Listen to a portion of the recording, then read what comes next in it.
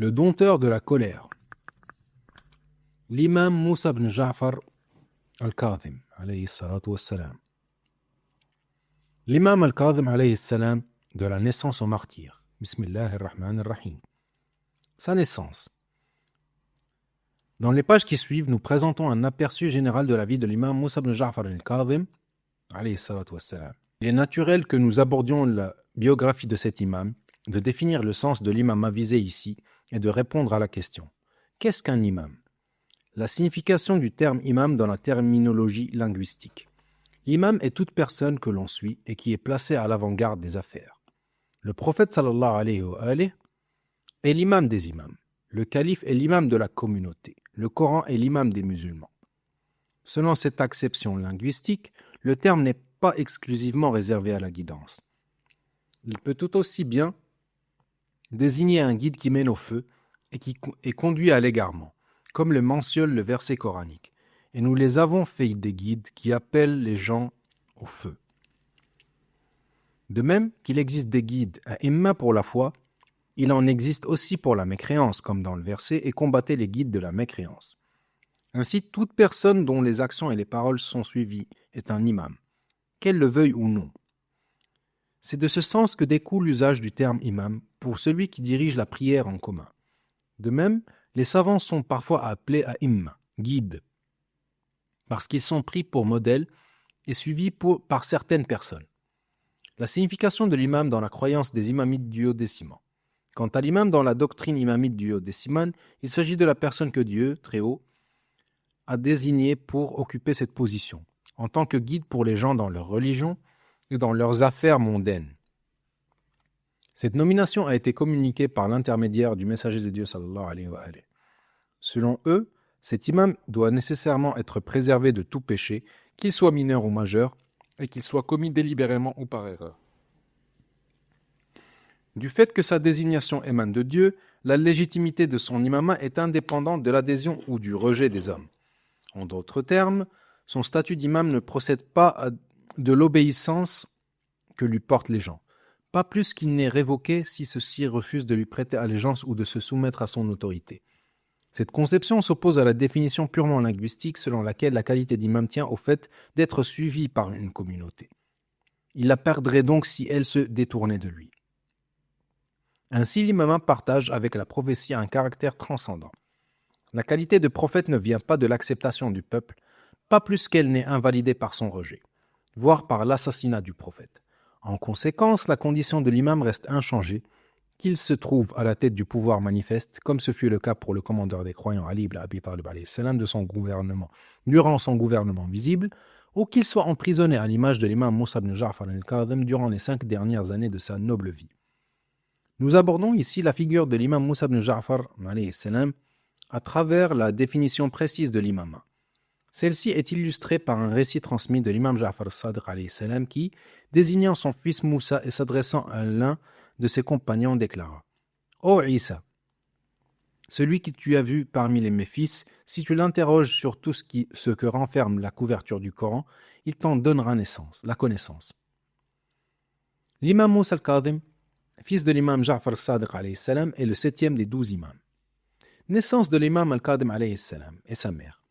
Sa naissance bénie eut lieu en l'an 128 de l'Hégire. Sa mère se nommait Hamid al-Musaffad.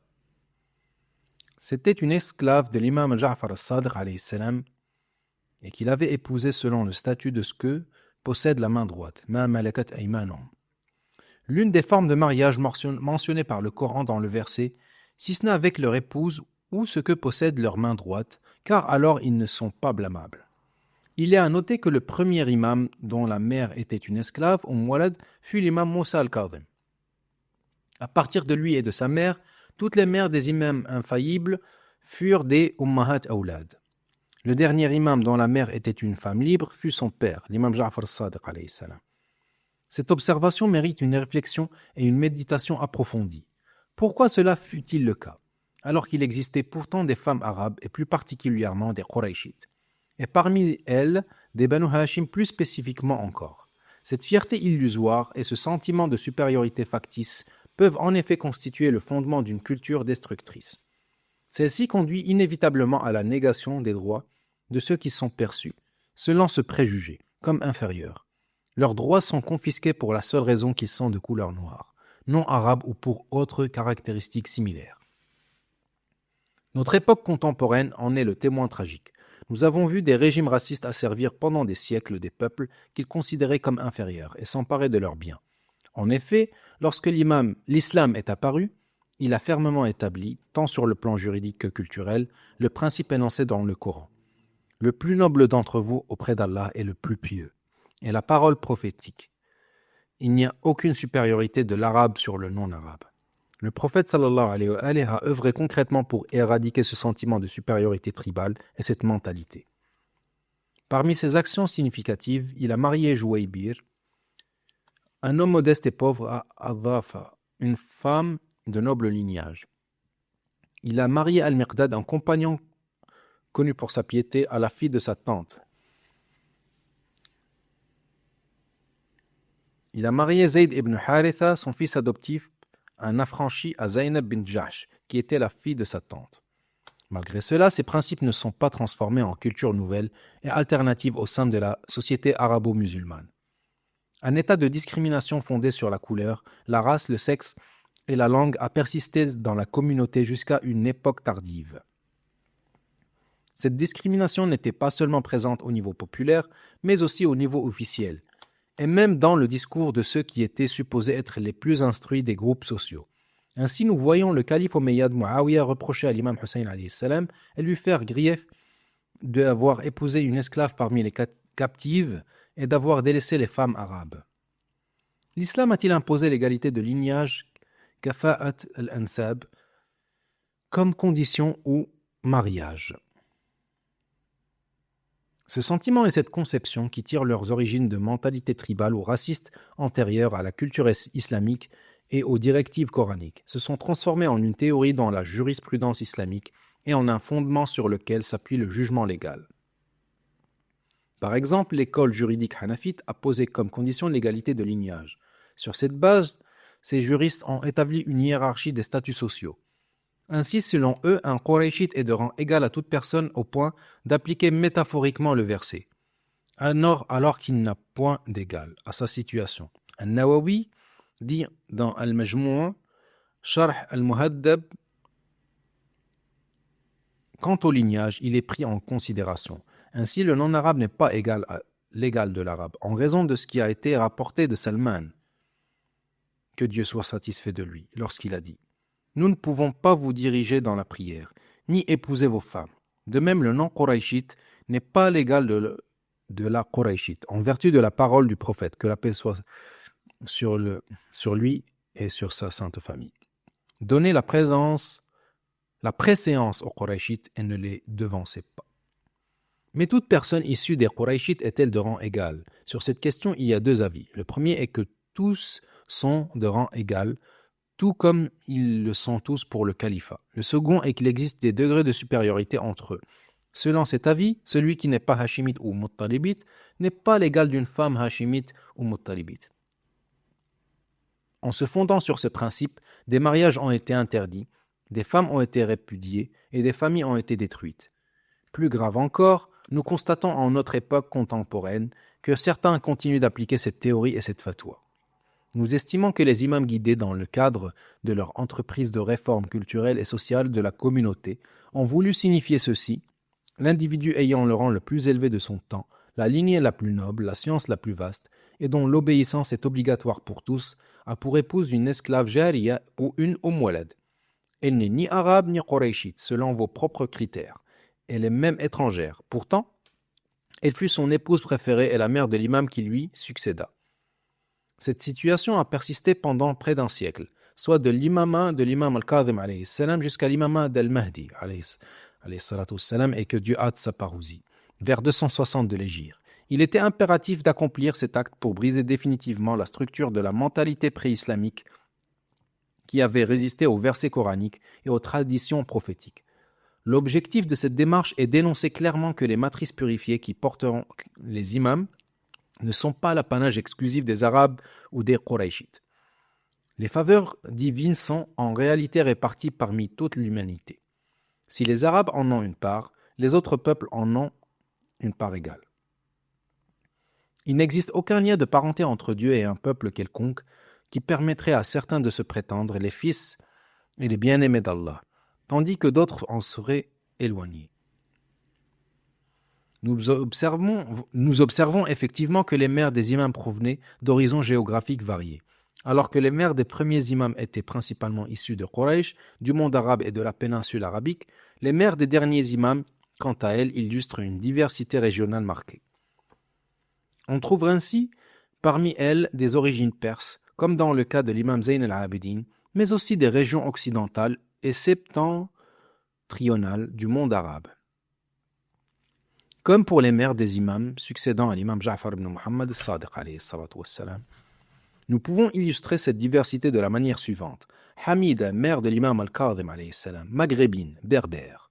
Najma, également appelée Tuktam, mère de l'imam al-Rida alayhi salam. Il est dit qu'elle était nubienne, région du Soudan actuel.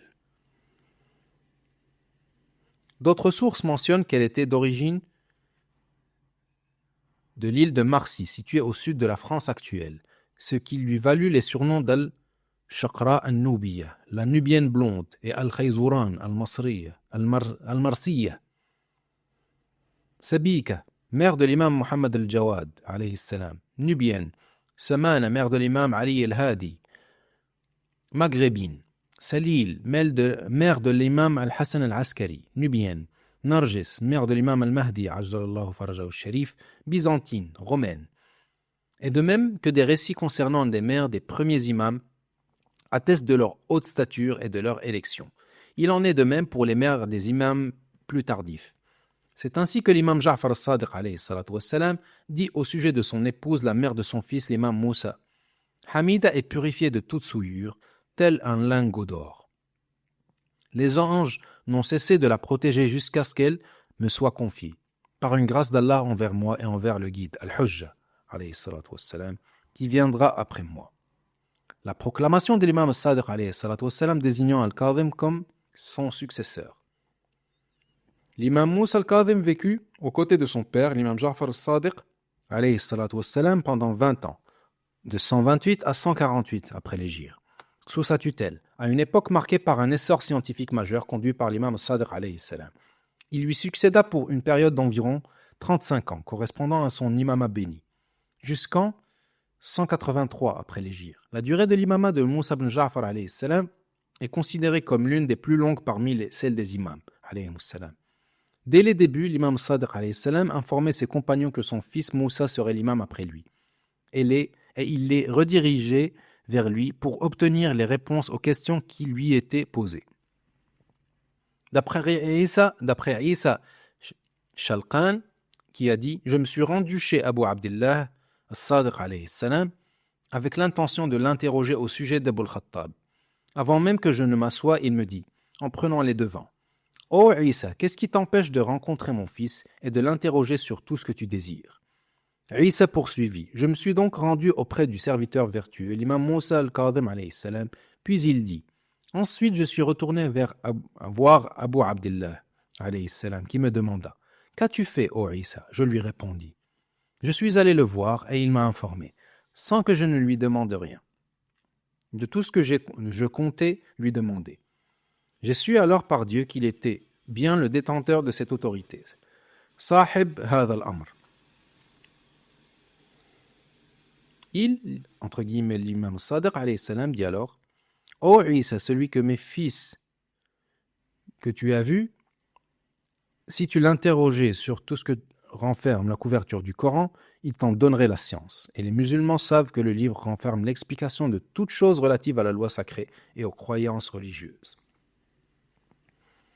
Il a été rapporté qu'Abu Hanifa Nu'man ibn Thabit a dit: J'entrai à Médine et me rendis auprès d'Abu Abdillah al-Sadiq.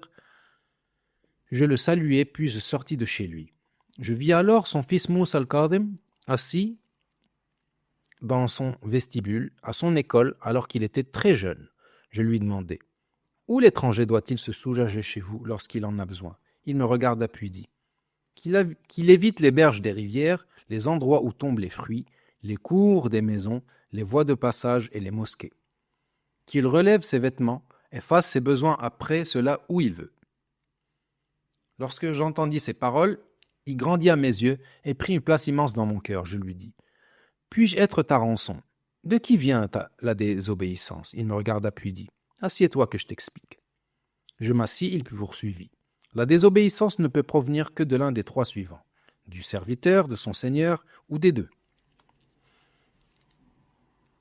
Ainsi, l'imam Moussa al-Kadhim, bien qu'encore un jeune garçon, répondit avec une évidence immédiate à une question théologique d'une extrême complexité, ainsi qu'à une question de droit minutieuse. Ces deux réponses servirent de présentation à Abu Hanifa de la vertu et de la science de l'imam Moussa al-Kadhim. Il est certain que la seconde partie du récit n'a pas été transmise dans les sources de l'école des califes, car elle contredit certaines de leurs orientations doctrinales, notamment les courants qui penchent vers la négation du libre arbitre, al-Jabr, dans les actes des serviteurs. Si elle venait du Seigneur, il est trop juste et équitable pour opprimer son serviteur et le châtier pour un acte qu'il aurait lui-même commis. Si elle venait des deux, il serait alors son associé dans le péché. Or, le plus fort se doit d'être juste envers son serviteur faible. Si elle vient du serviteur seul, c'est sur lui que repose l'ordre, c'est vers lui que se dirige l'interdit. Et c'est à lui que reviennent la récompense et le châtiment. C'est pourquoi le paradis et l'enfer lui incombent. Et selon certaines sources de l'école des califes, il est rapporté qu'Abu Hanifa ajouta après cela, citant le Coran, « Allah sait mieux où placer sa mission ». Ainsi, l'imam Moussa al-Kadhim, bien qu'encore un jeune garçon, répondit avec une évidence immédiate à une question théologique d'une extrême complexité, ainsi qu'à une question de droit minutieuse.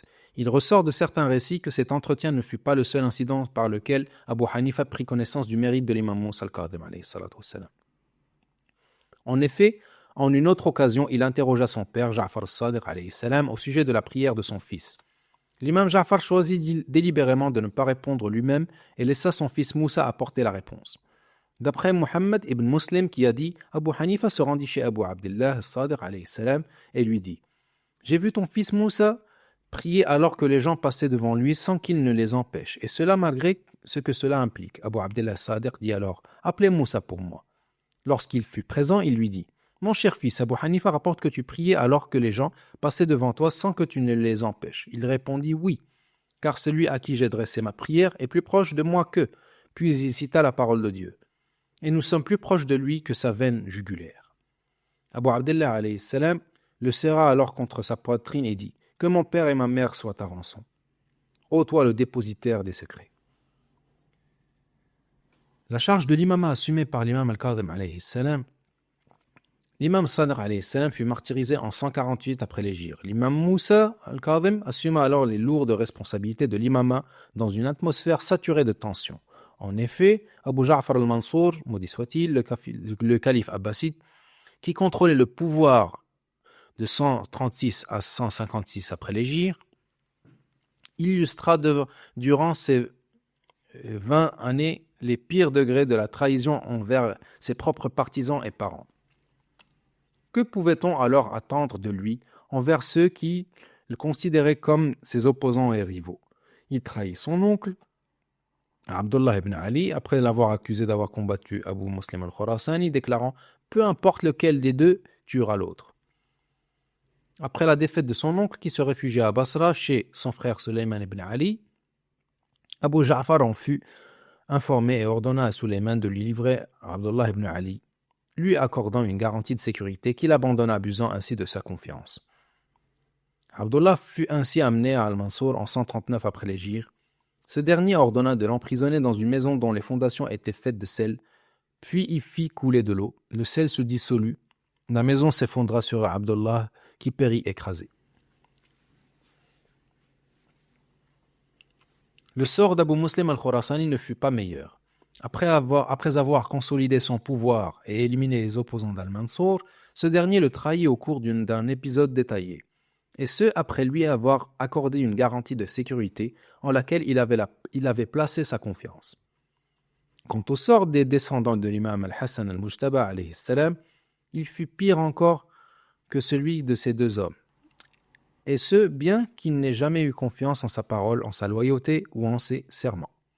En effet, Al-Kulayni a rapporté d'après Abu Ayyub al-Nahwi, Abu Ja'far al-Mansour m'envoya chercher au milieu de la nuit. Je me rendis auprès de lui et le trouvai assis sur un siège, une bougie devant lui et un document à la main. Après que je l'eus salué, il me lança le document en pleurant et me dit « Ceci est une lettre de Muhammad ibn Sulayman qui nous informe que Ja'far ibn Muhammad est mort. En vérité, nous appartenons à Allah et c'est à lui que nous retournerons. » Qu'il répéta 3 fois, puis il ajouta « Où trouver un semblable à Ja'far ?» Puis il me dit « Écris. » J'écrivis l'entête de la lettre. Il ordonna ensuite « Écris. » S'il a désigné un homme spécifique comme successeur, amène-le-moi et décapite-le. Le rapport de retour indiqua qu'il avait désigné 5 personnes comme exécuteurs testamentaires. Abu Ja'far al-Mansour lui-même, Muhammad ibn Sulayman, Abdullah, Moussa et Hamida. L'imam Sadr alayhi salam connaissait parfaitement la personnalité d'Al-Mansour al-Abbasi et sa soif de sang. C'est pour ça qu'il adopta cette stratégie adaptée. D'un côté, pendant les décennies, il œuvra à indiquer explicitement et implicitement l'imama de son fils Moussa al-Kadhim, comme nous l'avons vu précédemment. Il redirigeait les questions vers lui et informait ses compagnons les plus proches de son mérite, au point qu'il fut reconnu comme le successeur désigné, wasi de son père et son légataire, khalifa après lui. D'un autre côté, il désigna officiellement 5 exécuteurs testamentaires, dont Al-Mansour al-Abbasi lui-même, afin de dissimuler le véritable successeur. Nul doute que les savants de son obédience chiite comprirent le secret de ce testament, comme le rapporte Abu Hamza al-Thumali, décédé en 150 après l'hégire. Lorsqu'il apprit par un bédouin arrivé de Médine à Koufa que Sadiq alayhi salam était mort, Abu Hamza al-Thumali poussa un sanglot et frappa le sol de ses mains. Puis il interrogea le bédouin. « As-tu entendu parler d'un testament de sa part ?» L'homme répondit. Il a désigné pour successeur son fils Abdullah, son fils Moussa et Al-Mansour. Abu Hamza s'écria alors « Louange à Allah qui ne nous a pas égarés. » Il a indiqué le plus jeune, clarifié la situation en concernant l'aîné et dissimulé l'affaire suprême. Je lui dis « Explique-moi cela. » Il répondit « L'aîné Abdullah a une infirmité. Il a indiqué le plus jeune Moussa en associant sa main à celle de l'aîné. Et il a dissimulé l'affaire suprême, la véritable succession, de sorte que Al-Mansour demandera « Qui est son successeur ?» On lui répondra « Toi ». C'est dans ce contexte critique et sous le règne de ce souverain qui cumulait l'avarice envers le peuple, la trahison envers ses partisans et la cruauté envers ses rivaux que débuta l'imama de Moussa ibn Ja'far al-Kadhim alayhi salatu wassalam. Il vécut sous son autorité pendant une période d'environ 8 ans, de 148 à 156 après l'hégire. Kadhim al-Ghayth, celui qui refoule sa colère. Peut-être que ce titre par lequel l'imam alayhi salam fut célèbre résume-t-il les traits caractéristiques du rôle qu'il a assumé, que ce soit à l'époque d'Al-Mansour, arrivé avec la ferme intention de se venger, ou celle de Haroun qui allait être le témoin de l'emprisonnement de l'imam Moussa al-Kadhim alayhi salam, puis de son martyre par empoisonnement dans sa prison. Un chapitre sera consacré à sa manière de refouler sa colère dans son environnement social et politique. La satisfaction des besoins du peuple. Alors que les autorités détachées de la société imposent des lois épuisantes et pénibles aux gens ordinaires sans percevoir leur souffrance, il est facile pour certains conseillers de ces régimes de les encourager à prélever de l'argent de la population sous forme de taxes, d'amendes ou autres, sous peine de sanctions pour les non-payeurs. Nous avons pourtant constaté que certaines gouvernances musulmanes se précipitent pour imposer de telles dépenses et taxes injustifiées aux masses. Les plus touchées sont les catégories défavorisées, qui peinent parfois à subvenir à leurs besoins quotidiens, mais sont contraintes de financer le souverain, ses caprices et ses passions sous la menace du châtiment. Et les imams alayhimus salam, dont l'imam al-Kadhim alayhi salam, utilisaient leur prestige et leur position au sein de leur communauté pour alléger ces fardeaux. Il a été rapporté qu'un homme de la ville de Rai a dit un des secrétaires de Yahya ibn Khalid avait autorité sur nous. Il ne réclamait des impôts impayés et je craignais que leur imposition ne me fasse perdre mon bien-être. On m'informa qu'il adhérait à ce madhab, le chiisme. Je craignis de me rendre auprès de lui et de me réclamer de lui en me présentant comme étant de son obédience au cas où il ne le serait pas, ce qui m'aurait attiré des ennuis. Je décidai finalement de fuir vers Dieu et d'accomplir le pèlerinage. Je rencontrai mon maître As-Sabir, le patient, c'est-à-dire Moussa ibn Ja'far alayhi salam, et lui exposai ma situation.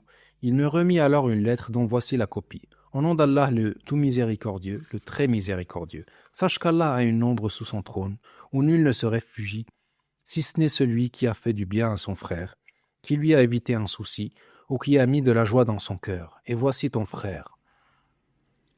P. L'homme poursuivit. À ton retour du pèlerinage, je me rendis de nuit chez cet homme. Après avoir demandé l'autorisation d'entrer, j'annonçai. Je suis le messager d'As-Sabir, alayhi salam. Il vint à ma rencontre, pieds nus, m'ouvrit sa porte lui-même, m'embrassa et m'étreignit. Il se mit à baiser mes paupières, renouvelant son geste chaque fois qu'il s'enquérait de l'imam alayhi salam.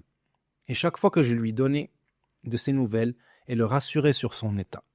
Il se réjouissait et rendait grâce à Allah. Il me fit ensuite entrer dans sa demeure, me fit asseoir à la place d'honneur et s'assit respectueusement face à moi. Je lui tendis alors le message de l'imam alayhi salam. Il se leva pour le prendre, le porta à ses lèvres, puis en prit connaissance. Il fit apporter ses biens et ses vêtements, et en partagea la valeur avec moi, dinar après dinar, dirham après dirham, vêtement après vêtement. Pour ce qui ne pouvait être divisé, il m'en remit l'équivalent en argent, et à chaque fois il me demandait « Mon frère, cela te comble-t-il de joie ?» Et je répondais « Oui, par Allah, et même au-delà de toute joie. » Puis il convoqua le registre des impôts, effaça ce qui était inscrit à mon nom, et me remit une attestation d'acquittement de tout ce que je devais. Je pris congé de lui et partis. Je me dis « Je ne pourrai jamais récompenser cet homme, si ce n'est en accomplissant le pèlerinage l'année prochaine, en priant pour lui, en rencontrant As-Sabir et en l'informant de son geste. » C'est ce que je fis. Je rencontrai mon maître As-Sabir alayhi salam et me mis à lui raconter l'histoire, son visage s'illuminant de joie. Je lui demandai « Ô mon maître, cela t'a-t-il réjoui ?» Il répondit « Oui, par Allah cela m'a réjoui, et a réjoui le commandeur des croyants alayhi salam. Et par Allah cela a réjoui mon grand-père, Rasulullah sallallahu alayhi wa alayhi. Par Allah cela a réjoui Allah le Très-Haut. » Le récit par ses propres détails se passe de toute indication sur les leçons, ses moralités et l'explication de ce qu'on peut en tirer. Et dès qu'il trouvait un musulman dans le besoin, qu'il fût de ses partisans ou non, il s'empressait de subvenir à son besoin et de réparer sa situation. Ceci bien que les imams n'étaient pas connus pour leur richesse, mais plutôt le pouvoir s'évertuait à les appauvrir et à les priver de toute allocation. À une époque où ils éparpillent l'argent des musulmans aux pieds des chanteuses et dans les mains des batteurs de tambours. Observez ce qui a été rapporté par Al-Mizzi dans son ouvrage. Isa ibn Muhammad ibn Mughith al-Qurashi, nonagénaire, m'a relaté. J'avais cultivé des pastèques, des concombres et des courges dans un lieu nommé Al-Jawaniya, près de Médine, près d'un puits appelé Itham. Lorsque la récolte approchait et que les plantes étaient bien formées, les sauterelles me surprirent de nuit et dévastèrent l'intégralité de la culture. Or j'avais investi dans cette culture et dans l'achat des 2 chameaux la somme de 120 dinars. Alors que j'étais assis accablé, Moussa ibn Ja'far ibn Muhammad alayhi salam apparut. Il me salua puis demanda « Quelle est ta situation ?» Je répondis « Me voici ruiné. Les sauterelles m'ont surpris et ont dévoré toute ma récolte. » Il demanda « Combien y avais-tu investi ?» Je dis « 120 dinars, prix des 2 chameaux inclus. » Il dit alors à son serviteur « Ô Arafa, pèse pour Ibn al-Mughith 150 dinars, plus le prix des 2 chameaux. Nous t'accordons ici un bénéfice de 30 dinars et les chameaux. » Je lui dis « Ô toi qui es béni, entre et prie pour cette terre. » Il entra, pria et me rapporta du messager de Dieu sallallahu alayhi wa alayhi cette parole « Accrochez-vous au reste après les malheurs. » Puis je lui ai amené les 2 chameaux et les lui confiai.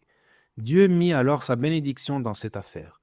Elle prospéra au point que j'en vendis pour 10 000 dinars. Les bourses de Moussa étaient si connues parmi les nécessiteux qu'on disait « Je m'étonne de celui qui a reçu une bourse de Moussa ibn Ja'far et se plaint encore de la pauvreté. » Il préparait des bourses de 300 dinars, 400 dinars et 200 dinars, puis les distribuait dans Médine. une bourse de Moussa ibn Ja'far quand elle parvenait à quelqu'un le rendait riche. Al-Mizzi rapporte également, selon sa chaîne de transmission, d'après Mohammed ibn Abd al-Bakri, qui a dit « Je me rendis à Médine pour y réclamer une dette, mais sans succès. Je me dis, si j'allais voir Abu al-Hassan Moussa ibn Ja'far alayhi salam et lui exposer ma situation. Je me rendis donc à sa propriété, située près de Uhud. Il vint à ma rencontre, accompagné d'un jeune serviteur, portant un plateau contenant uniquement de la viande séchée. Il en mangea et j'en mangeai avec lui. Puis il s'enquit de ma demande, je lui racontai mon histoire. Il entra à l'intérieur et revint peu après. Il dit à son serviteur, « Va !» Puis il tendit la main vers moi et me remit une bourse contenant 300 dinars. Ensuite, il se leva et partit. Je me levai à mon tour, montai ma monture et repartis. La situation de l'imam al-Qadhim alayhi salam avec les souverains de son époque. L'imam al-Qadhim alayhi salam a vécu sous le règne de 5 califes abbassides, si l'on accepte Abu al-Abbas al-Saffah, car l'imam était alors en bas âge. Abu Ja'far al-Mansour, de 136 à 158 après l'Hégire, son fils Mohammed al-Mahdi, de 158 à 169 après l'Hégire, Moussa al-Hadi, fils d'al-Mahdi, de 169 à 170, et enfin Haroun al-Rashid, fils d'al-Mahdi, de 170 à 193. C'est sous le règne de ce dernier par poison que l'imam al-Qadhim alayhi salam fut martyrisé en 183 après l'Hégire. Nous avons indiqué que la première mesure prise par al-Mansour al-Abbasi à l'encontre de l'imam al-Qadhim alayhi salam, après qu'il eut assumé la charge de l'imama à la suite du martyre de son père Sadiq alayhi salam, fut d'ordonner à son gouverneur de Médine de tuer le successeur désigné de l'imam. Cependant, comme nous l'avons mentionné précédemment, l'imam Sadiq alayhi salam, afin de protéger la désignation de son fils Moussa al-Qadhim, avait officiellement désigné 5 exécuteurs testamentaires. Il était impossible de les tuer tous, d'autant plus qu'Al-Mansour lui-même figurait parmi eux. De même, il n'y avait aucune justification pour en choisir un en particulier à exécuter, au détriment des autres. Par ailleurs, l'imam al-Qadhim alayhi salam ne manifesta initialement aucune attitude qui aurait pu inquiéter le pouvoir abbasside. Il se consacra plutôt à l'enseignement religieux depuis la mosquée du messager d'Allah sallallahu alayhi wa alayhi à Médine. En effet, Al-Mansour al-Abbasi était préoccupé par les retombées de la révolte de Muhammad ibn Abdillah al-Nafs al-Zakiyya et ses conséquences. Cette affaire eut même un impact sur les juristes en dehors du cercle chiite, comme le rapportent les histoires concernant Abu Hanif al-Nu'man et Malik ibn Anas avant qu'Al-Mansour ne réussisse à s'attirer les faveurs de Malik, à le rallier à sa cause et à adopter sa jurisprudence et son ouvrage Al-Muwatta comme fondement officiel du droit dans l'État. Par cet acte, Al-Mansour officialisa la rupture juridique et légale entre le califat abbasside et toute influence des descendants de Ali, alayhi salam, dont la jurisprudence et les doctrines représentaient l'héritage de l'ancêtre d'Al-Mansour, Abdullah ibn Abbas.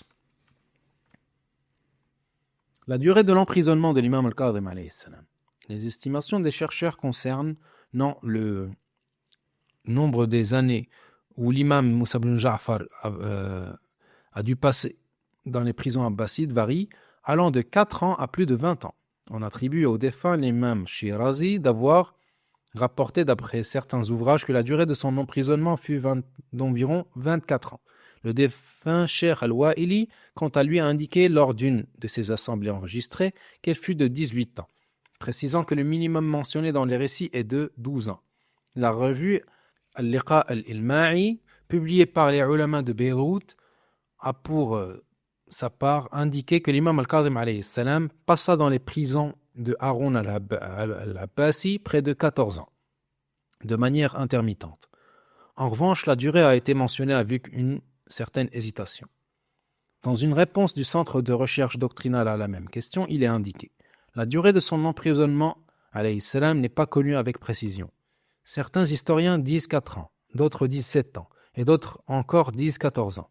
Quoi qu'il en soit, nous savons que l'imam alayhi salam a passé une période non négligeable en prison, jusqu'à ce qu'il soit tué en martyr, injustement et en pleine résignation à la volonté divine.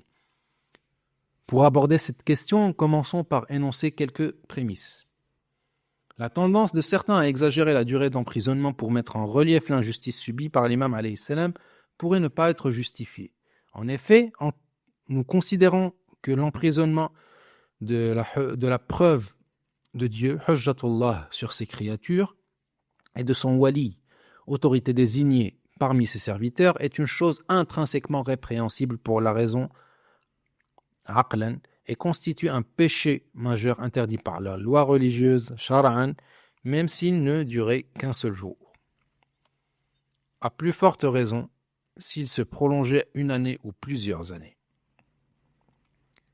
L'imam dont les paroles doivent être entendues et les ordres obéis, et qui occupe une position analogue à celle du prophète sallallahu alayhi wa sallam en ce qui concerne son inviolabilité, l'obligation de le suivre et son statut de voie vers le Créateur, il n'est pas permis à un gouvernement de porter atteinte à ses droits, ne serait-ce que par une parole blessante.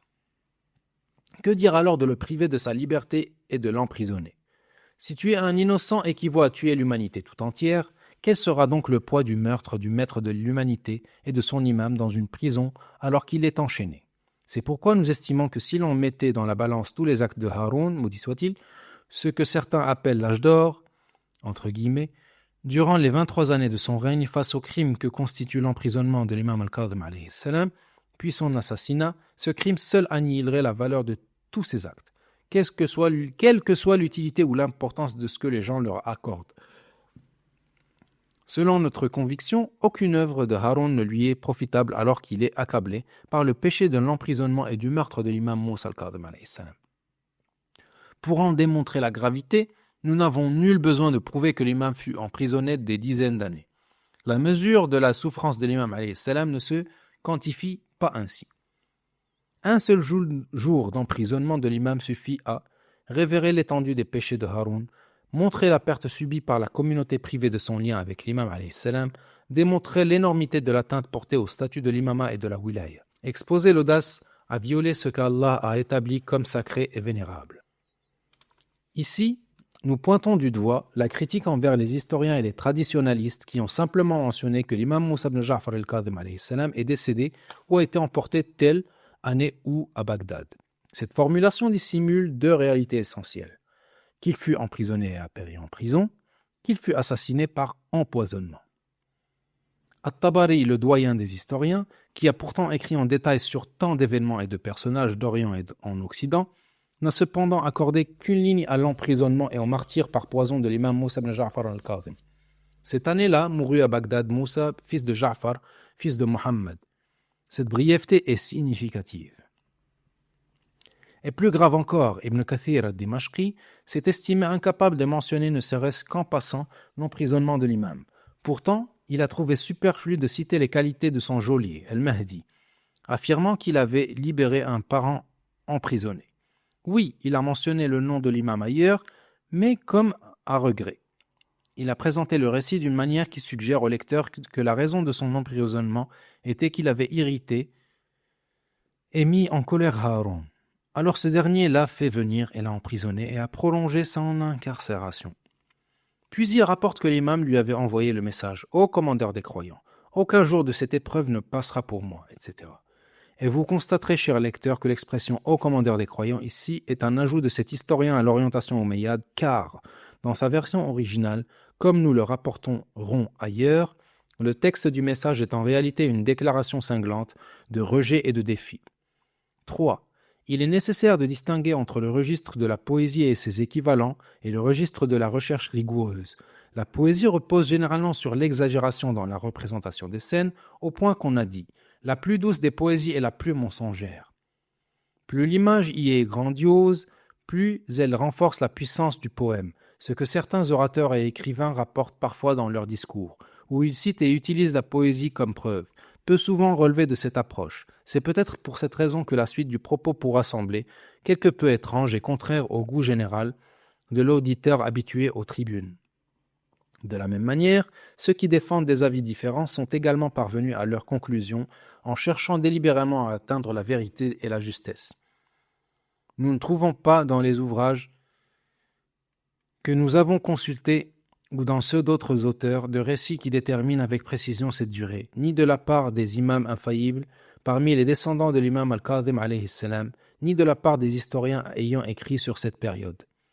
Par conséquent, nous attribuons à une simple étourderie verbale les affirmations de certains érudits qui attribuent une durée spécifique à des récits traditionnels en déclarant que les récits disent ceci ou cela. Car il n'existe tout simplement pas de tradition de ce genre. L'évaluation reste donc fondée sur des conjectures, des probabilités et l'exploitation de certains textes historiques. Les plus importants, selon nous, sont les textes qui évoquent l'emprisonnement de l'imam par Muhammad al-Mahdi al-Abbasi pendant un certain temps, puis sa libération suite à un rêve, comme nous l'avons rapporté de sources chiites et non chiites précédemment citées, ou bien sur la base de ce qu'a mentionné At-Tabari, en traitant l'information brièvement et en y voyant un mérite pour al-Mahdi. De nombreux récits relatent que Haroun, lors de son arrivée à Médine après une Umrah au mois de Ramadan en l'an 179 après l'Hégire, ordonna l'arrestation de l'imam, alayhi salam. Celui-ci fut alors conduit à Basra et emprisonné, puis transféré à Bagdad où il fut successivement incarcéré. Dans la prison d'Al-Fadl ibn al-Rabi', puis dans celle d'Al-Fadl ibn Yahya al-Barmaki, enfin chez As-Sindi ibn Shahik, selon le détail que nous avons exposé précédemment. La durée maximale présumée de son emprisonnement sous le règne de Haroun al-Abbasi est d'environ 4 années. En effet, l'arrestation et l'incarcération de l'imam débutèrent lors de son appréhension le 20 Shawwal en 179 après l'Hégire. Il fut ensuite déporté vers Basra sous ordre de Haroun et placé en détention dans la prison de Isa ibn Ja'far al-Mansour, le cousin de Haroun. Nous ne disposons pas d'informations précises sur la durée du précédent emprisonnement ordonné par al-Mahdi al-Abbasi, mais celle-ci ne semble pas avoir été longue, comme le suggère le contenu du texte qui la mentionne. La durée maximale qui a été avancée à ce sujet est d'1 année. En tenant compte du fait que la période d'emprisonnement sous Haroun ne fut ni continue ni ininterrompue, mais entrecoupée de périodes de libération entre chaque détention, comme nous l'avons peut-être mentionné dans des pages précédentes, et qu'il lui était ordonné de se présenter au palais de Haroun chaque jeudi, où avaient lieu des débats et discussions entre eux, et si l'on suppose que cette situation a duré plusieurs mois, le temps que l'imam alayhi salam a passé dans ces prisons pourrait être d'environ 4 années, peut-être un peu plus. Nous ne disposons pas de preuves précises sur cette durée, mais elle est estimée approximativement en retraçant les années pendant lesquelles l'imam alayhi salam a été emprisonné. Ce qui pourrait conforter cette conclusion est ce qu'a rapporté à Cheikh al-Najashi dans son ouvrage lorsqu'il a évoqué Ali ibn Yaqtin. Ali ibn Yaqtin mourut en l'an 182 du vivant de Moussa ibn Ja'far alayhi salam à Bagdad, alors qu'il était détenu dans la prison de Haroun où il resta 4 années. Il précise ainsi explicitement que l'imam Moussa al-Kadhim alayhi salam demeura dans la prison de Haroun pendant 4 ans. On pourrait imaginer que la phrase « alors qu'il était détenu dans la prison de Haroun, où il resta 4 ans » se rapporte à Ali ibn Yaqtin, qui est le sujet de la notice biographique. Cependant, cela est incorrect, car Ali ibn Yaqtin n'est pas mort emprisonné. Bien au contraire, l'imam al-Kadhim alayhi salam lui avait garanti, alors qu'il œuvrait à satisfaire les besoins des croyants, depuis son poste au ministère de Haroun, qu'il ne connaîtrait jamais l'ombre d'une prison. Comment aurait-il donc pu emprisonner 4 années et y mourir? Le texte mentionné par le cheikh de la communauté, At-Tawsi, dans son ouvrage Ikhtiyar Ma'rifat al-Rijal, est plus clair et plus explicite que celui d'Al-Najashi. Il ne laisse place à aucune ambiguïté quant au fait que le propos se rapporte à l'imam et non à Ali ibn Yaqtin. Il dit que, Dieu lui fasse miséricorde, Ali ibn Yaqtin, client, Mawla des Banu Asad, exerçait auparavant le commerce des épices. Il mourut à l'époque de Abul Hassan Moussa alayhi salam. Or, Abul Hassan Moussa alayhi salam était emprisonné en l'an 180 après l'Hégire, et il resta détenu 4 années. Son geôlier était Haroun. Ainsi, nous constatons que l'affirmation selon laquelle la durée de son emprisonnement aurait été de 24 années ne semble s'appuyer sur aucune preuve évidente. Il en va de même pour les assertions qui l'évaluent à 18 ou 14 ans. Cela ne signifie pas que nous cherchons à minimiser le crime du pouvoir abbasside et particulièrement de Haroun. Nous avons déjà affirmé que l'emprisonnement de l'imam alayhi salam, ne serait-ce qu'un seul jour, constitue une audace envers Allah le Très-Haut dans la personne de ses saints représentants, awliya. À plus forte raison s'il s'étend sur des mois ou des années. Cependant, l'examen et la réflexion portant sur les textes historiques conduisent nécessairement à cette conclusion. Il nous reste à mentionner qu'il existe un récit cité par Cheikh As-Sadour dans Uyun Akhbar al-Rida, dont certains pourraient déduire que l'emprisonnement de l'imam dura 13 ou 14 ans. Il dit « Abul Hassan Moussa ibn Ja'far alayhi salam passa quelques années, une dizaine d'années environ, à accomplir chaque jour une prosternation sajda après le lever du soleil jusqu'au moment du midi, az-zawal. Haroun montait parfois sur une terrasse d'où il surplombait la prison où Abul Hassan alayhi salam était détenu. Il voyait alors Abul Hassan alayhi salam en prosternation. Il dit alors à Rabi' « Ô Rabi', qu'est-ce que ce vêtement que je vois chaque fois à cet endroit ?» Rabi' répondit « Ô commandeur des croyants, ce n'est pas un vêtement, c'est Moussa ibn Ja'far alayhi salam. Il fait une prosternation chaque jour après le lever du soleil jusqu'à midi. » Rabi' poursuivit. Haroun me dit alors, celui-ci est certes un des moines de Banu Hashim.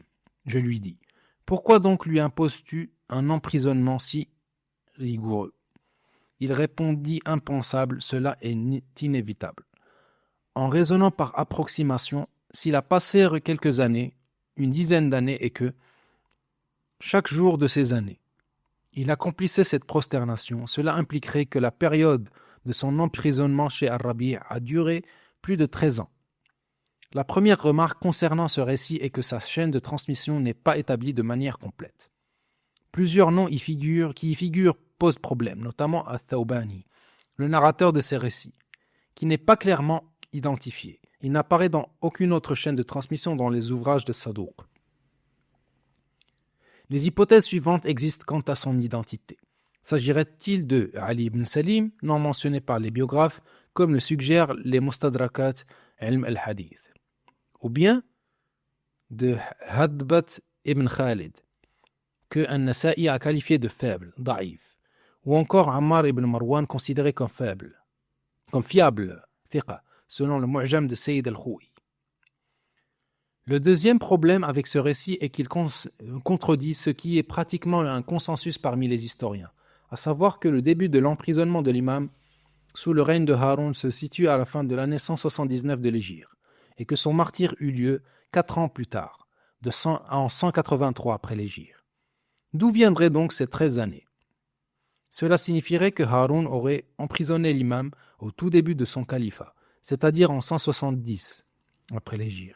Il est possible que le récit soit en réalité la fusion de deux récits distincts, ce qui expliquerait sa forme actuelle. Un indice en ce sens est que la version rapportée par Ibn Shahrashub dans Al-Manaqib se présente ainsi. Al-Yunani, pendant quelques années, une dizaine d'années environ, Moussa ibn Ja'far avait chaque jour une prosternation après le lever du soleil jusqu'à midi. Il avait la plus belle voix pour la récitation du Coran. Lorsqu'il récitait, les auditeurs étaient attristés et pleuraient à l'écoute de sa psalmodie. Lui-même pleurait par crainte de Dieu, au point que sa barbe était trempée en larmes. Puis, il a rapporté un récit concernant l'emprisonnement de l'imam alayhi salam en disant « Ahmed ibn Abd a rapporté de son père, qui a dit « Je suis rentré chez Al-Fadl ibn al-Rabi' alors qu'il était assis sur une terrasse. Il me dit « Regarde cette maison et dis-moi ce que tu vois. » Je répondis « Un vêtement étendu. » Jusqu'à la fin du récit. De même, Al-Allam al-Majlisi a procédé dans Bihar al-Anwar en citant d'après Al-Manaqib. Et Cheikh al-Bahrani, dans son ouvrage Al-Awalim, a distingué les deux textes en disant. Il a dit, et son récit est ainsi formulé pendant quelques années, une dizaine d'années environ, Abul Hassan Moussa ibn Ja'far alayhi salam avait chaque jour une prosternation après le lever du soleil jusqu'au midi. Il a dit, Haroun montait parfois sur une terrasse d'où il surplombait la prison. Cependant, les deux récits, selon nous, sont présentés dans le livre Al-Uyun d'As-Sadouk comme s'ils n'en formaient qu'un, donnant ainsi l'impression erronée qu'il aurait passé une dizaine d'années à se prosterner dans la prison d'Ar-Rabi'. Sur cette base, il n'est pas possible de s'appuyer sur ce récit pour affirmer qu'il, alayhi salam, était emprisonné pendant cette durée. Sur le chemin du martyr, la politique de refoulement de la colère, Kadhm al-Ghayth, constituait la stratégie générale de l'imam alayhi salam avant la période de son emprisonnement et même pendant la majeure partie de celle-ci. Cependant, cette approche changea durant la dernière phase. En effet, si l'imam alayhi salam dans les premières périodes veillait à ne prononcer aucune parole qui pourrait attirer les préjudices sur lui ou sur ses partisans, et où il aurait pu être confronté à la mort ou ses partisans à l'anéantissement, ou à prendre une position qui aboutirait au même résultat. Ce principe changea lorsqu'il tomba sous la coupe de Sindi ibn Shahik et sous la garde des Baramika, dont le maître Yahya ibn Khalid œuvrait à anéantir l'existence de l'imam alayhi salam, répondant cela au désir présent dans le cœur de Haroun al-Abbasi. C'est alors que les paroles et les positions de l'imam changèrent. Elles devinrent fermes et fortes. Il n'y avait plus rien à craindre pour lui. Dès lors, l'imam devait décaler ouvertement ses positions pour laisser à l'histoire et aux gens un témoignage poignant des injustices qui furent commises à son encontre. Nous allons témoigner durant cette phase de paroles fortes et de positions décisives envers le califat abbasside et Haroun al-Abbasi lui-même. Il n'y avait plus aucune place pour la dissimulation pieuse, at-taqiyya, ou la diplomatie précautionneuse, mudara. L'une des lettres de l'imam alayhi salam envoyée de l'intérieur de la prison de Ali ibn Suwaid as-Sa'i illustra cette nouvelle phase par ces mots.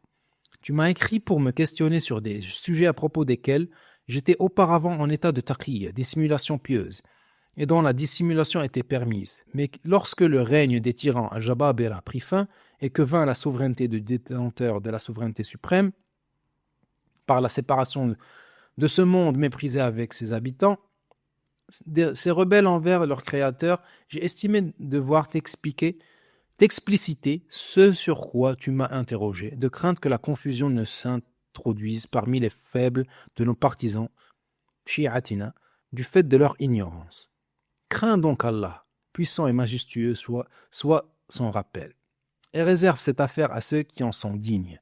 Prends garde d'être une cause de malheur pour les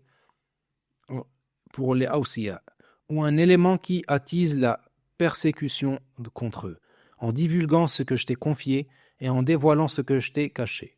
Tu n'agiras pas ainsi, si Allah le veut. La première chose que je te communique est ceci. Je m'annonce à toi, moi-même, en ces nuits qui m'entourent, sans angoisse, sans regret et sans doute face à ce qui doit advenir, selon ce que Allah, puissant et majestueux, a décrété et scellé. Attache-toi donc à l'anse la plus ferme de la religion, à savoir la famille de Muhammad al-Muhammad, cette anse inébranlable qu'est le légataire al-Wasi après le légataire. Fais acte de soumission envers eux et acquiesce à ce qu'ils ont énoncé. Ne cherche pas la voie religieuse de quiconque n'est pas de ton obédience, shi'atuk, et n'adopte pas leur religion, car ce sont eux les traîtres, ceux qui ont trahi Allah et son messager, et ont trahi les dépôts qui leur étaient confiés. Et sais-tu en quoi ils ont trahi leurs dépôts ? Ils ont été investis de la garde du livre d'Allah, puis ils l'ont altéré et falsifié. Ils ont été guidés vers les détenteurs de l'autorité, Ulil Amr, issus de leur communauté, puis ils s'en sont détournés. Alors Allah leur a fait revêtir le manteau de la faim et de la peur. Lorsque Haroun dépêcha certains de ses émissaires auprès de l'imam pour l'inciter à présenter ses excuses, affirmant que cela entraînerait sa libération et ne lui porterait aucun préjudice, l'imam rejeta fermement cette proposition. Il prononça alors des paroles qui, dès cet instant, devinrent l'étendard de tous ceux qui portent une âme fière et défendent des positions dignes. Les sources historiques des deux écoles, sunnites et chiites, ont rapporté de sa part cette parole foudroyante. Il ne se passera pas pour moi un seul jour d'épreuve, sans que ne s'écoule pour toi, avec lui, un jour de quiétude, jusqu'à ce que nous parvenions tous deux à un jour sans fin, où les tenants de faux seront perdants. Nous avons précédemment signalé d'autres paroles, les positions de l'imam alayhi salam dans le chapitre consacré aux périodes d'emprisonnement de l'imam Moussa al-Kadhim, aux pages précédentes. Nous invitons le lecteur à s'y reporter. En l'an 179 de l'Hégire, l'imam fut arrêté, et c'est en l'an 183 après l'Hégire qu'il mourut en martyr dans la prison de Sindi ibn Shahik, empoisonné selon la version la plus communément admise par les historiens. L'assassinat de l'imam, que les bénédictions divines soient sur lui, par empoisonnement n'avait rien d'extraordinaire dans les cercles du pouvoir pour que certains historiens courtisans des sultans hésitent à le relater malgré leur connaissance des faits. L'élimination des opposants par tous les moyens disponibles n'était en rien exceptionnelle. Celui qui étudie avec attention l'encyclopédie des supplices d'Aboud al-Shajili, simple goutte dans l'océan de cruauté et de sauvagerie qui caractérisait ses gouvernants, ou consulte l'ouvrage Les nobles assassinés d'Ibn al-Muhabbar al-Baghdadi, comprendra que si sa mort n'avait pas suivi ce schéma, l'empoisonnement après torture et sévices, cela aurait paru invraisemblablement et contraire aux usages établis. Bien au contraire, les liquidations qu'ils pratiquaient entre eux et les éliminations mutuelles dès qu'ils en trouvaient l'occasion constituaient leur méthode de prédilection. Comment en aurait-il été autrement alors qu'ils ne redoutent aucune majesté divine et ne croient pas réellement au paradis ni à l'enfer? Pour eux, seul compte cette vie ici-bas. Nous mourrons et nous vivons, et seul le temps nous anéantit. Telle était leur conception de l'existence. Quant au discours des chers et aux sermons pour la populace, n'en parlons même pas. Pour eux, ce n'était que fables et balivernes. Malgré les efforts déployés par Haroun et ses hommes de main, à l'image d'Al-Sindi pour effacer toute trace du crime, la vérité éclata là même où ils avaient voulu l'étouffer. Un témoin oculaire de cette tentative de dissimulation rapporte qu'Al-Sindi, agissant sur ordre de Haroun, convoqua une assemblée des plus éminents notables de Bagdad. Il leur présenta l'imam après son empoisonnement. Son apparence était saine, dénuée de toute marque de coups, de blessures ou de sévices visibles, afin qu'ils puissent constater son état et en porter témoignage devant leur communauté. Mais la manœuvre se retourna contre ses auteurs. Cheikh As-Sadour, que Dieu lui accorde sa miséricorde, rapporte dans Al-Amali ces paroles de l'un des témoins présents ce jour-là. As-Sindi ibn Shahik nous avait convoqués, 80 notables connus pour leur probité, et nous avait introduits auprès de Moussa ibn Ja'far alayhi salam. Il nous dit alors: Messieurs, observez cet homme, constatez-vous la moindre altération en lui? La rumeur publique prétend qu'on lui aurait fait du tort, et les suppositions vont bon train. Pourtant, voyez son logement et sa couche, il jouit d'un traitement généreux, sans aucune contrainte. Le commandeur des croyants ne lui souhaite aucun mal, il attend seulement de le rencontrer pour un débat. Le voici devant vous. Bien portant, traité avec tous les égards, vous pouvez l'interroger. Pour notre part, nous n'avions aucune intention que de contempler cet homme, sa grandeur et son maintien. L'imam alayhi salam déclare alors: Pour ce qui est de l'aisance matérielle et autres choses semblables dont il a été fait mention, il en est bien ainsi, qu'il a dit. Cependant, je vous informe, ô assemblée, que l'on m'a administré du poison dans 9 dates. Je serai encore en vie demain. Mais le témoin ajoute: Je vis alors As-Sindi ibn Shahik trembler et tressaillir comme une feuille agitée par le vent. La première tentative visait à dissimuler le crime et à en altérer la nature, faire passer un assassinat par poison, un meurtre prémédité dans une geôle, perpétré par le commandeur des croyants, entre guillemets, celui dont il qualifie le règne d'âge d'or, entre guillemets aussi, et que les adorateurs du tyran dépeignent, le plus éminent des califes et le plus grand des rois de ce monde. Haroun al-Rachid aimait la science et les savants, honorait les sanctités de l'islam et pleurait souvent en secret. Il accomplissait le pèlerinage une année et partait en campagne militaire la suivante. Chaque jour, il accomplissait 100 rak'at de prière, et ce jusqu'à sa mort, sauf en cas de maladie. Lorsqu'il accomplissait le pèlerinage, il était accompagné de 100 juristes et leurs fils. Et les années où il ne pouvait y aller en raison du jihad ou d'une expédition, il finançait intégralement le pèlerinage de 300 hommes pourvus de tenues somptueuses. C'était un meurtrier, ayant commis un assassinat prémédité contre un imam des musulmans. Bien plus, il était l'imam des musulmans, et ne parlant même pas de ses autres crimes. Que lui servait d'accomplir le pèlerinage une année, s'il ordonnait l'arrestation et l'emprisonnement de l'imam, ou de partir en guerre une autre année, s'il ne faisait qu'ajouter à son sérail de femmes esclaves et assouvir ses bas instincts? Après avoir convoqué les notables et les personnalités de Bagdad pour leur faire porter un faux témoignage, attestant que Al-Qadhim alayhi salam se portait bien dans sa prison, qu'il n'avait été ni tué, ni battu, ni étranglé, le scénario se retourna contre lui. L'imam leur annonça qu'il avait été empoisonné par des dattes et qu'il mourrait le 3e jour suivant son empoisonnement. Face à cela, ils eurent recours à une autre ruse, prétendent que les chiites, qu'ils nomment Rafida, versaient dans l'exagération, al-Ghulou, en affirmant que Moussa ibn Ja'far ne mourrait pas. Ainsi, l'affaire fut détournée de son véritable enjeu. Un meurtre prémédité vers un débat doctrinal fallacieux, bien sûr. Moussa ibn Ja'far meurt-il ou reste-t-il éternellement vivant? Et le fait qu'il y ait une procession funéraire devrait prouver que les dires des Rafida étaient erronés. Et effectivement, la dépouille de l'imam alayhi salam fut apportée. Mais contrairement au rite funéraire prescrit pour un musulman, qui commande de l'honorer en le préparant dignement et en l'ensevelissant, ils apportèrent la dépouille de l'imam et l'exposèrent en public, à la vue de tous les passants et des badauds.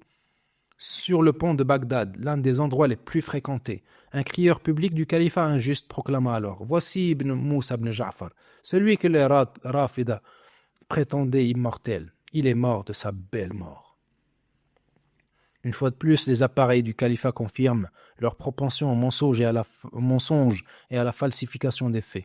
Alors que l'imam alayhi salam avait informé les personnes présentes dans sa prison qu'on lui avait administré du poison, une justice véritable aurait dû enquêter pour identifier l'auteur de cet empoisonnement et le commanditaire, puis traduire tous les responsables en justice. Cela constituait au minimum le meurtre d'un musulman et au plus haut niveau l'assassinat de l'imam des musulmans. Mais puisque tout cela fut ordonné par le calife, planifié par lui et exécuté sous sa protection des auteurs directs, il était naturel qu'aucune enquête n'ait lieu. Bien au contraire, on persista à abrutir le peuple, qu'il fût chiite ou non, pour détourner l'affaire, comme nous l'avons dit, vers un prétendu différend doctrinal censé diviser les musulmans, d'abord entre Rafida et les autres, puis en montant les non-Rafida contre les Rafida, sous prétexte que ceux-ci professaient une croyance scandaleuse, en prétendant que leur imam ne meurait pas. Or, tout cela était mensonge. Les chiites n'ont jamais tenu un tel dogme. L'imam Moussa fut l'étranger de Bagdad, pourtant il en devint le cœur et le pivot. L'ensemble des cimetières de Quraysh deviendront plus tard Al-Kadhimiyya, la cité de l'imam Al-Kadhim, et non d'un autre. Toutes ces autres tombes tomberont dans l'oubli. Tous ces autres cortèges funèbres seront oubliés, à l'exception d'un seul, celui qui fut un jour exposé sur le pont de Bagdad et proclamé par un appel méprisant. On eût dit que cet appel marquait le début de sa transformation en un jardin du paradis, son élévation vers les cieux faisant de ce lieu un sanctuaire où les plus éminents savants de l'école des califes viendront chercher l'intercession et goûter aux faveurs exaucées par Dieu en ces lieux. Cela sans compter les sommités de l'école imamite et des fidèles qui, par millions, accomplissent le pèlerinage ziyara à l'occasion de son martyre, sur lui la paix, au point que le 25 Rajab de chaque année hégirienne est devenu un nouvel Ashura et Kadhimiyya une autre Karbala. On dirait que cette école religieuse qui avait en son temps abandonné son imam a voulu expier cette faute par la position de ses descendants. Les voici donc affirmant avec force la haute dignité de celui qui refoule la colère Kadhim al-Ghayth, dont la jambe fut tuméfiée par l'entrave des chaînes et dont le cortège funèbre fut annoncé par l'humiliation du mépris. Le mensonge du pouvoir abbasside s'en est allé aux quatre vents et ses califes ont disparu là où la chamelle Qushaym a déposé son bas, dans les oubliettes de l'histoire. De nombreux propos émanant des sommités de l'école califale ont été rapportés à son sujet, que les bénédictions de Dieu soient sur lui. Nous en citons ici quelques-uns, non pour l'honorer davantage, car lui, alayhi salam, honore quiconque s'approche de lui et il illumine le cœur de celui qui cherche sa lumière. Mais afin de démontrer que son influence ne s'est pas limitée à transformer cette terre de cimetière de Quraysh en jardin d'Al-Kadhim, bien au-delà, sa lumière a rayonné sur le cœur de ceux qui ne reconnaissent pas son imama, les éclairant à leur tour. Ad-Damiri rapporte dans la vie des animaux que Muhammad ibn Idris al-Shafi'i a affirmé « Le tombeau de Moussa al-Kadhim est un antidote à l'effet certain ». Al-Khatib al-Baghdadi, quant à lui, transmet ces mots d'Al-Hassan ibn Ibrahim Abu Ali al-Khallal, mort en 242 de l'Hégire, qui fut le maître d'Ad-Daraqutni et d'Ibn Hibban. Aucun souci ne m'a jamais accablé sans que je n'aille au tombeau de Moussa ibn Ja'far pour l'invoquer comme recours, sans qu'Allah qu'il soit exalté ne m'accorde alors ce que j'espérais.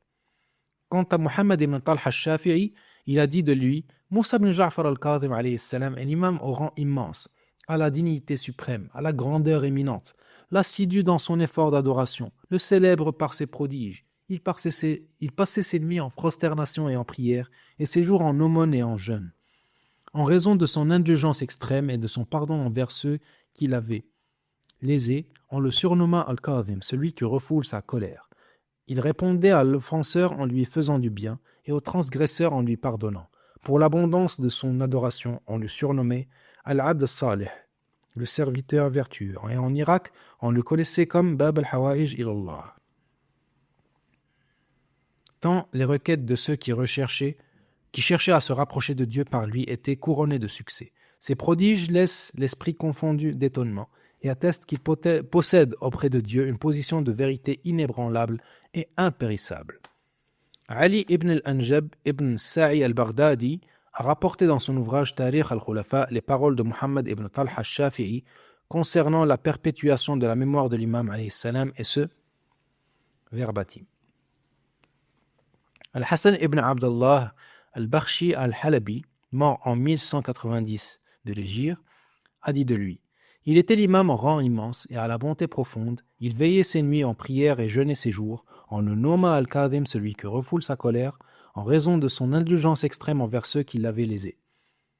Il est connu chez les gens d'Irak sous le nom de Bab al-Hawa'ij, la porte des requêtes, car jamais celui qui recourt à son intercession n'est reparti bredouille dans l'exaucement de son besoin.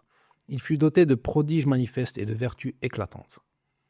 Il est notoire qu'Al-Mansour al-Abbasi incarnait la position la plus farouchement hostile à la cause des descendants de l'imam Ali. Pourtant, il est établi qu'à ses débuts, il gagnait sa subsistance en relatant des traditions et des hauts faits de l'imam Ali. Que la paix soit sur lui, comme le rapporte Ibn al-Maghazili dans les mérites de la famille du prophète sallallahu alayhi wa alayhi. Citant Al-Ammash, dans un long récit de ce passage, Al-Mansour m'avait fait mander. Je demandai au messager: pour quelle raison le commandeur des croyants me demande-t-il? Il répondit: je l'ignore. Je dis: fais-lui savoir que je viens. Puis, en moi-même, je réfléchis.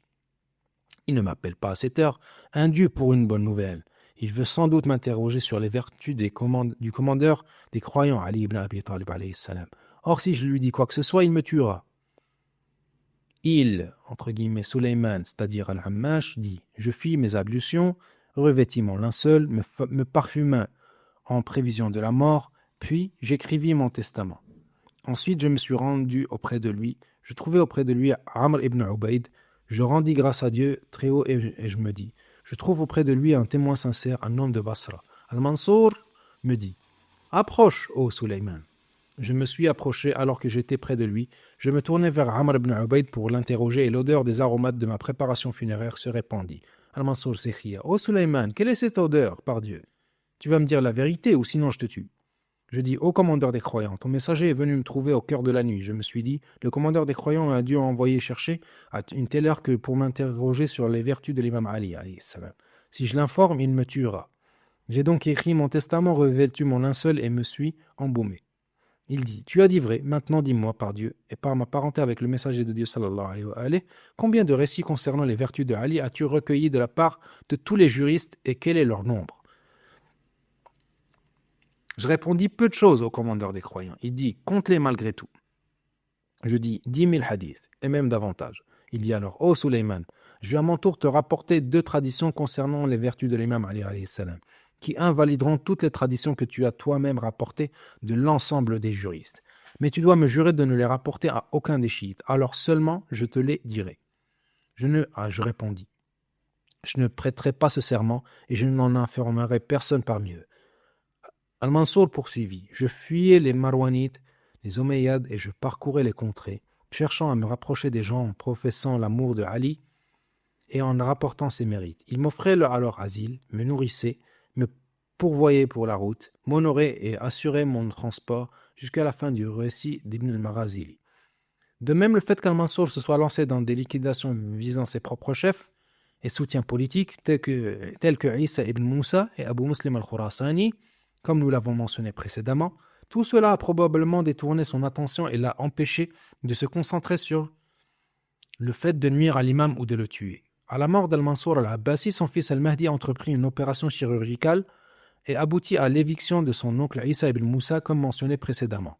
Il avait reçu ce nom, Al-Mahdi, entre guillemets, pour tromper les gens, alors qu'à la même époque, Mohammed ibn Abdillah, connu sous le nom d'Al-Nafs al-Zakiyya, l'âme pure, Al-Mansour nomma son fils Mohammed, alors que le propre nom d'Al-Mansour est Abdallah.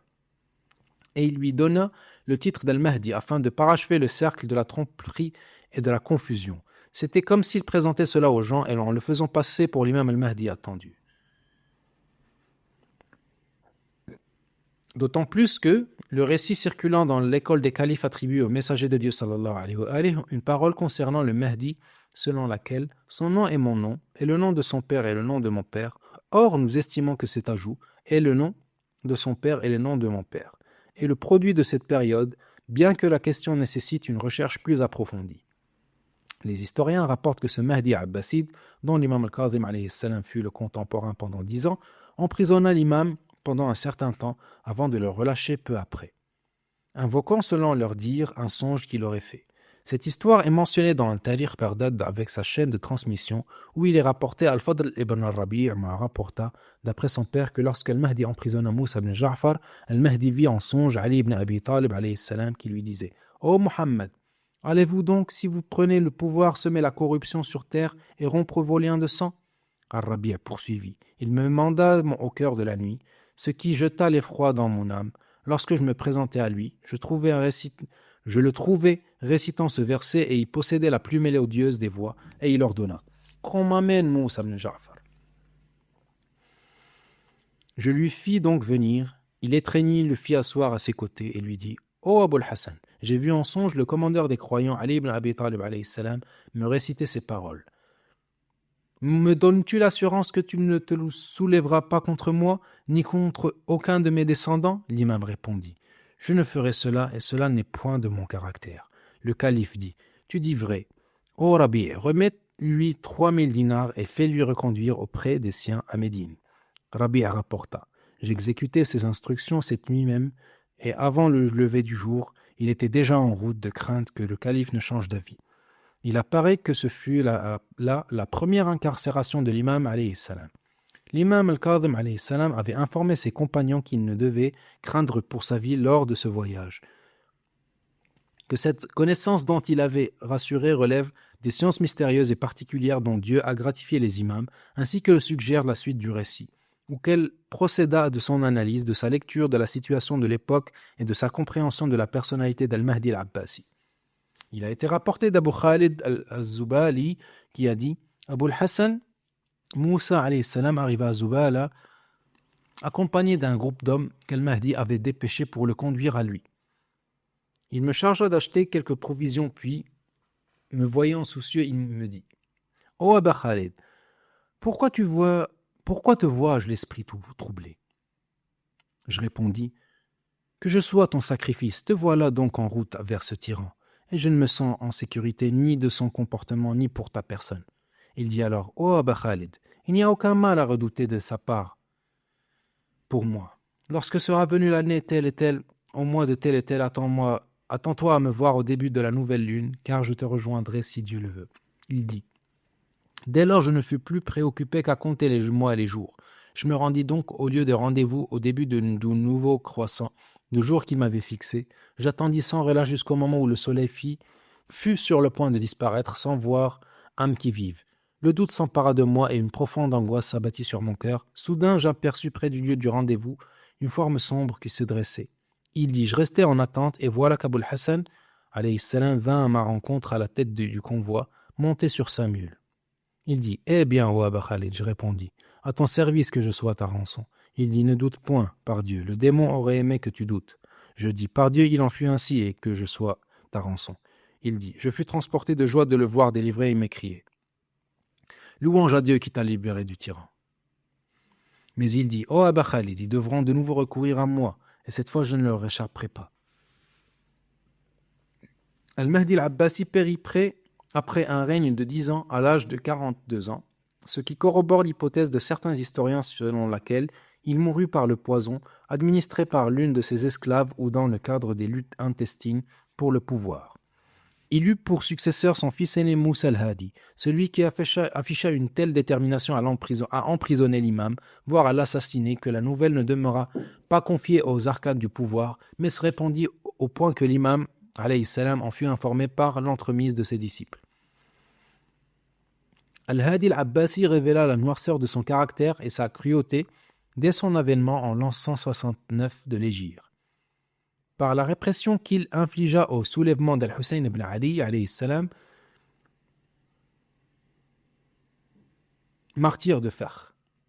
Bien que l'imam al-Kadhim alayhi salam n'ait point pris part à cette révolte, il convient de noter que les imams de la Sainte Famille, après le soulèvement de l'imam al-Hussein alayhi salam, s'abstinrent généralement de recourir à l'insurrection armée contre les régimes omeyyades puis abbassides, pour des motifs que nous exposerons en un autre lieu.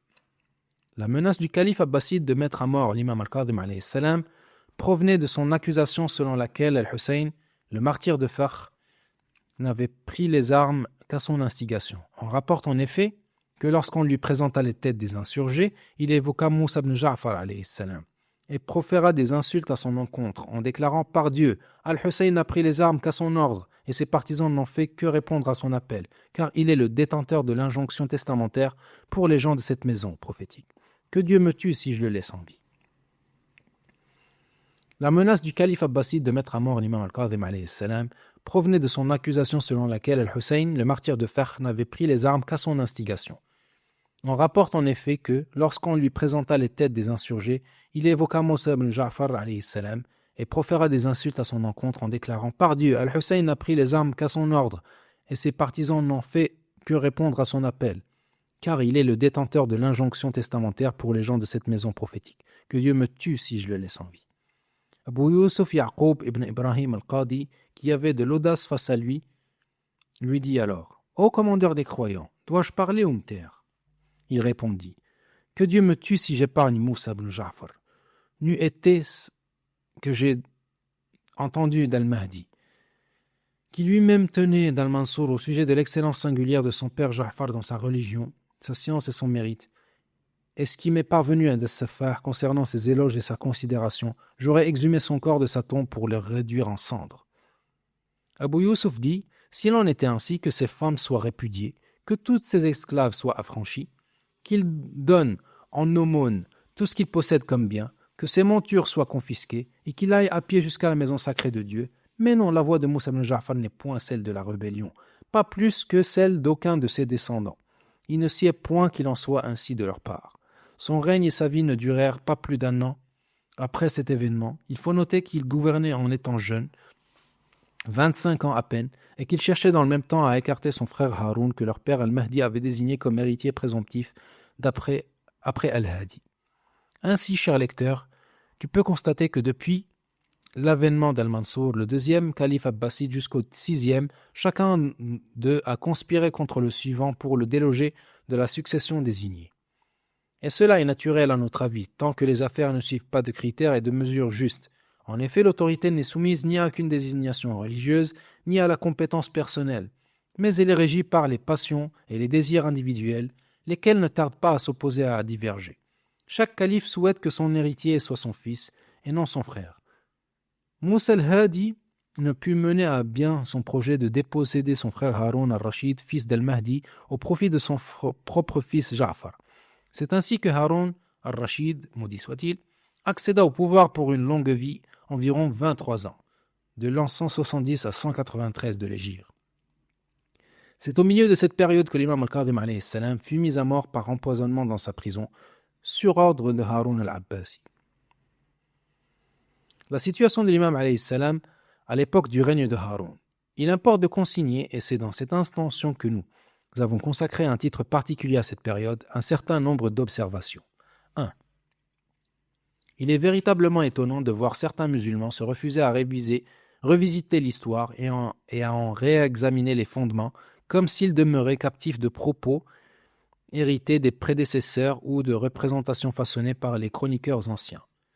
L'un des exemples les plus emblématiques de ce phénomène est l'époque de Haroun al-Rashid. On a profondément enraciné dans la conscience collective l'image d'une nation resplendissante, dirigée par un souverain empreint de justice et de droiture, au point que, selon ce que rapportent les historiographes, il s'adressait au nuage en disant « Va où tu veux, à l'Orient ou à l'Occident, car où que tu déverses ta pluie, ton tribut me parviendra. » Quel discernement peut-on voir dans une telle attitude ? On rapporte ce récit, Al-Abbas ibn Muhammad ibn Abdullah ibn Ali ibn al-Hussein entra auprès de Haroun et lui adressa un long discours. Haroun lui lança alors « Ô fils de prostituée !» Al-Abbas répliqua « C'est ta mère que fréquentaient les maquignons. » Haroun ordonna aussitôt qu'on l'approcha, puis le frappa avec un jalz, une barre de fer, jusqu'à ce qu'il le tue. Était-il donc attendu de la part de l'Abbas qu'il entende Haroun accuser sa mère d'impudicité et qu'il demeure silencieux? Mais s'il réplique à pareille offense, le châtiment qui l'attend est la mort. Voilà ce que Haroun considère comme la manifestation de la raison et de la droiture. Telle est sa conception du bon sens, telle qu'elle apparaît dans son propre lexique. J'avais déjà évoqué dans mon ouvrage Femmes autour de des gens de la maison prophétique, alayhimus salam, certains aspects de la frivolité et combien nombreux sont-ils dans la personnalité de Haroun al-Abbaside. À ces éléments, nous ajoutons ce que rapporte As-Suyuti dans Tarikh al-Khulafa. Lorsque le califat échut à Ar-Rashid, son regard tomba sur l'une des servantes du Mahdi et elle s'empara de son cœur. Il tenta de la séduire, mais elle lui dit « Je ne t'appartiens pas également, car ton père m'a déjà possédé. » Mais Haroun, profondément épris d'elle, envoya quérir Abu Yusuf et l'interrogea à ce sujet. « As-tu à ce propos un avis juridique ?» Il lui répondit. « Ô commandeur des croyants, est-il concevable que chaque fois qu'une esclave prétend une chose, on lui accorde une foi ?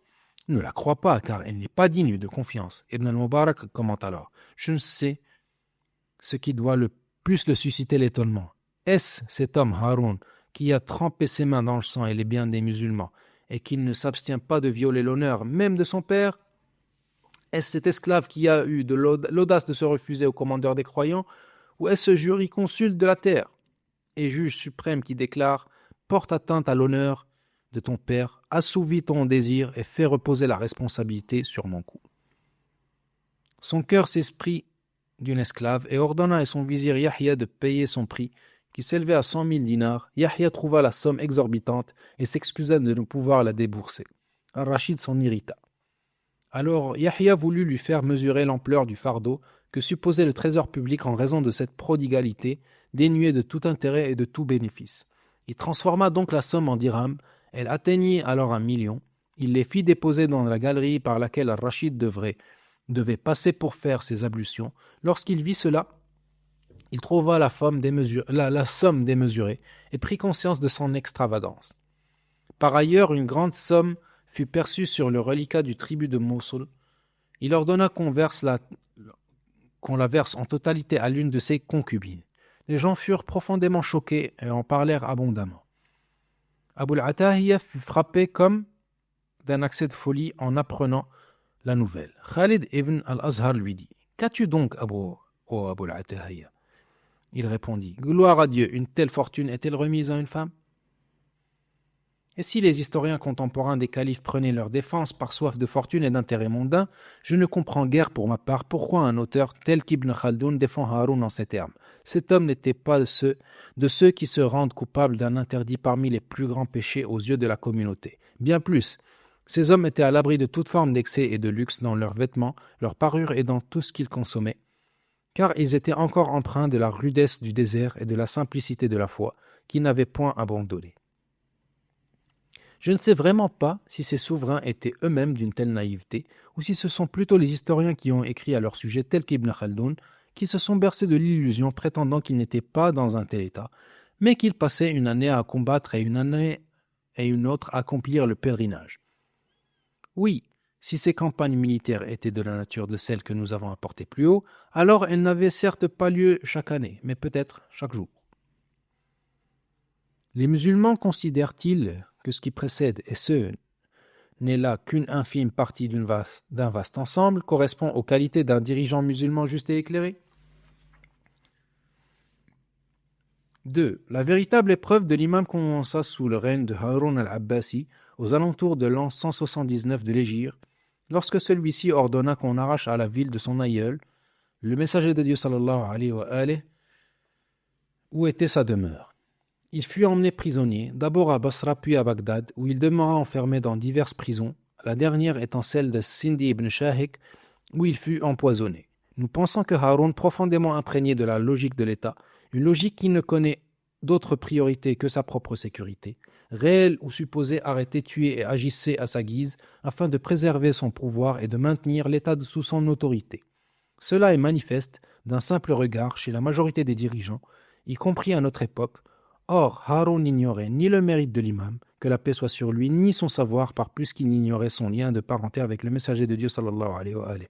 Il ne croyait pas non plus que l'imam constituait pour lui un danger réel, au sens où il aurait préparé une insurrection révolutionnaire ou un soulèvement militaire contre lui. Tout cela n'était point. Pourtant, la logique du « hélas, il en faut ainsi », la même que celle du « si tu m'opposes résistance, je t'arracherai jusqu'à ce qui te tient le plus à cœur », fut celle qui régna sur les orientations et les politiques. 3. Les gouvernants les plus souvent, et Haroun parmi eux, présentent deux visages et deux personnalités. L'un est celui qu'ils montrent au grand public. Il doit apparaître sous une forme conforme aux normes islamiques afin de préserver leur légitimité au sein du cadre religieux qui leur permet de demeurer sur le trône du califat. C'est dans ce registre que s'inscrivent les pratiques apparentes telles que la prière, le jeûne, le pèlerinage majeur et mineur, la prédication et l'exhortation adressées au peuple lorsque les circonstances l'exigent. Quant à l'autre visage, c'est le visage véritable, naturel, par lequel le souverain mène sa vie ordinaire. Il s'y adonne à ses passions, ne se conforme pas aux prescriptions divines et se livre à l'oppression aussi bien de ses ennemis réels que de ceux qui l'imaginent, sans aucun frein moral ni religieux ne vienne l'en empêcher. Dans cette dualité, nous pensons que réside la source même de la confusion et de l'erreur. En effet, certains intéressés avides des biens de ce monde s'emploient délibérément à mettre en avant le premier aspect, celui des apparences religieuses, et le portent à son plus haut degré d'éloge, alors qu'ils ne le méritent nullement. Quant au second aspect, il se passe sous silence, le renie ou néglige entièrement, s'en détournant comme s'il n'existait pas, voire parfois ils vont jusqu'à le justifier dans son intégralité. Nous avons vu récemment encore les propos de Ibn Khaldoun au sujet de Haroun et d'autres de ses semblables. En ce qui concerne Haroun l'Abbaside, on le voit accomplissant la Umrah comme on le rapporte durant le mois de Ramadan et enchaînant aussitôt par la visite de la tombe du prophète sallallahu alayhi wa alayhi. Dans le même temps, cependant, il fait arrêter le plus illustre des descendants des prophètes et le plus éminent de sa progéniture. On rapporte même qu'il s'exécutait auprès du prophète sallallahu alayhi wa alayhi pour cet acte. Certains ont rapporté qu'on l'entendit dire devant la tombe du messager de Dieu sallallahu alayhi wa alayhi, comme s'il s'adressait à lui: « Que mon père et ma mère te soient sacrifiés, ô messager de Dieu. Je viens m'excuser auprès de toi pour une affaire que j'ai résolu d'accomplir. Je veux faire arrêter Moussa ibn Ja'far et le jeter en prison, car j'ai craint qu'il ne provoque au sein de ta communauté une guerre où le sang des musulmans sera versé. » Fin du livre. Assalamu alayka ya sayyidi wa mawlai. Ya Moussa ibn Ja'far.